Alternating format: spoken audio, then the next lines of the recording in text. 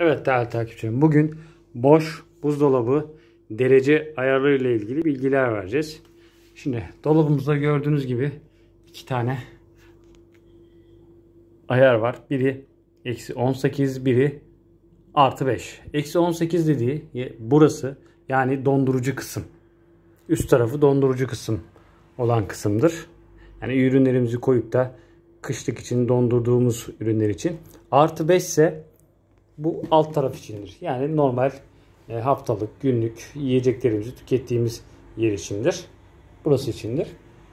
İşte bunun ayarı ile ilgili bakın zaten şurada artı eksik tuşuyla arttırıp ve düşürebiliyorsunuz. Zaten bakın burada kapı işaretiyle üst kapının, yani üst tarafın olduğunu belirtiyor. Bu şekilde diyelim ki bunu düşürmek istiyorsunuz. Derecesi çok fazla geldi. Bakın gördüğünüz gibi bu şekilde eksi olarak bu eksi değerini daha da fazla yükseltebilirsiniz. Yani -22 yaptık şu anda. Daha da fazla soğuttu. Yok fazla geliyor diyorsanız diyelim mesela düşürmek istiyorsunuz. -22 çünkü daha fazla soğutur. Tekrar artıya basarak yani sıcaklığını daha da fazla düşürebiliyorsunuz. Bu şekilde tekrar -15 yaptık. Yine aynı şekilde bakın diğer artı eksi de şurada da gördüğünüz gibi alt kapımızın ayarıdır. Onu da aynı şekilde böyle artı eksiyle, şimdi eksiye bastık. 0,4 oldu. 0,4 daha soğuktur. Yani sıfıra yaklaştıkça daha da soğuk olacağı için 4 daha düşük, daha fazla soğutur. 3 daha da fazla soğutur. Aynı şekilde artıya basıp yükselttiğimiz zaman da artı değer olarak yükseldiği zaman da şöyle mesela +4 +3'e göre biraz daha az soğuk. 5 biraz daha az soğuk. 6 daha da az soğuk. Yani bu şekilde. İkisi tam tersi çalışıyor. Yani ekside değer yükseldikçe daha fazla soğutur dolabınız. Artıda tam tersi, değer yükseldikçe daha az soğutur. Genelde birçok kullanıcı bunda hataya düşüyor. İkisinin değeri yani yükselttiğim zaman daha çok yükseliyor. Düşürdüğüm zaman daha az soğutuyor zannediyor. Ama o şekilde değildir. Ekstradan bir de şimdi gördüğünüz gibi bu modelimize süper bir tuşu var gördüğünüz gibi. Diyelim ki üst tarafa bir ürün koydunuz. Hemen dondurmasını istiyorsunuz. Atıyorum mesela et koydunuz. Hemen dondursun. Hani beklemeyeyim veya biraz fazla koydunuz. Özellikle mesela kışın kışın diyorum pardon, kurban kestiniz. Kurban etlerinden mesela fazla koydunuz.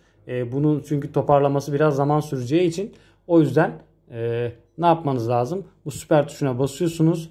Üst tarafa koyduğunuz yiyeceği hemen donduruyor. Ve bu şekilde dolabınızın performans düşüklüğünü engelliyor. Tekrar diyelim ki ürünü dondurduktan sonra tekrar bu süperden çıkarmanız lazım. Tekrar basarak çıkartıyorsunuz. Alttaki süper ise aynı şekilde diyelim ki bir içecek aldınız yazın. Onu hemen içmek istiyorsunuz. Ürünü koyduğunuz zaman süper düğmesine bu şekilde basıyorsunuz. Bakın zaten işaretlerde deminki üstteki süper düğmemizin simgesi yandı. Şu anda da alttakinin yandı. Ürünü koydunuz, hemen soğutmasını sağlıyor. Bu şekilde tekrar ürünü soğuttu. Ondan sonra tekrar süpere basıp tekrar onu kapatmanız gerekiyor. Bu şekilde derece ayarlarınızı bu şekilde yapabilirsiniz. Dediğim gibi üst tarafta eksi yükseldikçe daha fazla soğutuyor. Alt tarafta da tam tersi, sıfıra yaklaştıkça daha fazla soğutur. Yani 8 derece daha sıcaktır. 3 derece daha soğuktur. Ona göre yaz kış ister bu ayarlarınızı sabit tutun, ister duruma göre yetersiz geliyorsa yükseltebilirsiniz. Benim size tavsiyem 4 ile 18'de tutun. Yazın diyelim ki yetmedi. Diyelim ki alt tarafımızın yani ürünler çok soğumuyor, istediğiniz gibi değil. O zaman mesela sadece alt tarafın ayarını yükseltin. Sıfıra doğru, işte zaten 2'ye kadar gelir. O şekilde düşürün. Kışın tekrar onu yükseltin. Yani komple bütün ayarlarıyla devamlı oynamanıza gerek yoktur. Bir de koyduğunuz ürünleri mutlaka şu şekilde aralık bırakın. Yani şu hava kanallarını, işte arkada da aynı şekilde var. Sonuna kadar yaslamayın. Onun dışında bir de burada açma kapama düğmemiz var gördüğünüz gibi. Buradan cihazımızı açıp kapatıyoruz. Bir de burada fanımızı çalıştıran fan switch'imiz var. Yani kapıyı kapattığım zaman açıkken kesiyor ki fan boşu boşuna içerideki soğuk havayı üflemesin. Kapattığım zaman bu şekilde soğuk havayı tekrar üfleyerek yiyeceklerinizin dondurmasını sağlıyor. Yine aynı şekilde altta da şu şekilde bakın hava kanallarımız var. O hava kanallarımızı kesinlikle ürünleri getirerek şöyle dibine kadar getirerek yanaştırmayın kesinlikle. Şöyle boşluk kalsın ki buradan fanın üflediği şeyler bütün ürünlerinize dağılsın ki soğutma performansı güzel olsun. Hem de yasladığınız üründe buzlanma olmasın. Eğer bu şekilde buzlanma şikayetiniz varsa onu kontrol edin. Hani soğuk hava üflediği kanala komple yaklaştırdığınızdan yapabilir. Bilginiz olsun.